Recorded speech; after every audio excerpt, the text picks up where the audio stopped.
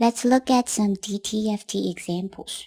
First, the ideal low-pass filter. The ideal low-pass filter is equal to 1 or 0. Let's see, equal to 1 from minus omega c to omega c. And for other values, it's equal to 0. Remember, we are only describing the frequency response for 2π period, not the whole frequency range. For such a frequency response, what is the corresponding time domain impulse response? Let's try to recall the continuous time case. For the continuous time case, we also have an ideal low-pass filter that is equal to 1 for the frequency range from minus omega c, this is big omega, to omega c. For such a frequency response, the time domain impulse response is the sinc function. So what would it be for the discrete time case? Let's apply inverse DTFT on the frequency response h.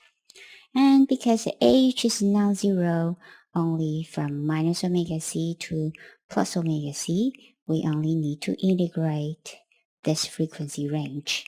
And for this frequency range, h is equal to 1. So we end up integrating this exponential function here. If we carry out the integration, this is what we get. What does it look like? Very much like a sinc function that we are familiar with, right? We can write it as the continuous sine sinc function, but it's evaluated at integer n.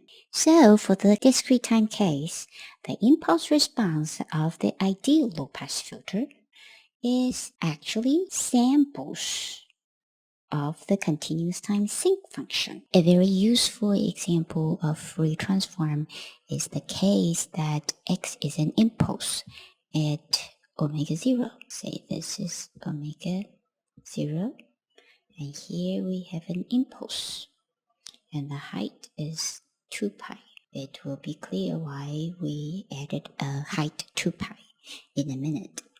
And we use the notation that the continuous variable is continuous. We use the notation delta c as opposed to delta m.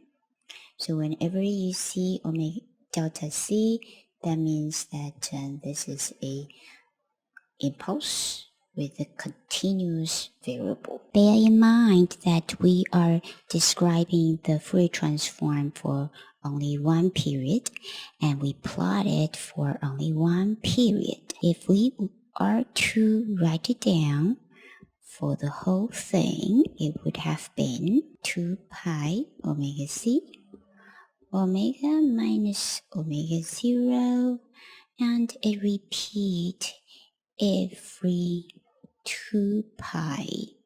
So it would be a summation of a whole lot of impulses at different places spaced by 2π. This is what you will see in the textbook. Now, what is the corresponding time domain sequence for such a Fourier transform? Let's try to recall the continuous time case. When we have an impulse in the frequency domain, what do we have in the time domain? Impulse in the frequency domain corresponding to an exponential function in the time domain. So let's see what it is in the discrete time case. We apply the inverse Fourier transform, and x is omega minus omega 0 e j omega n d omega. The 2π goes away, cancel off with the 2π of impulse. Now what do we have here?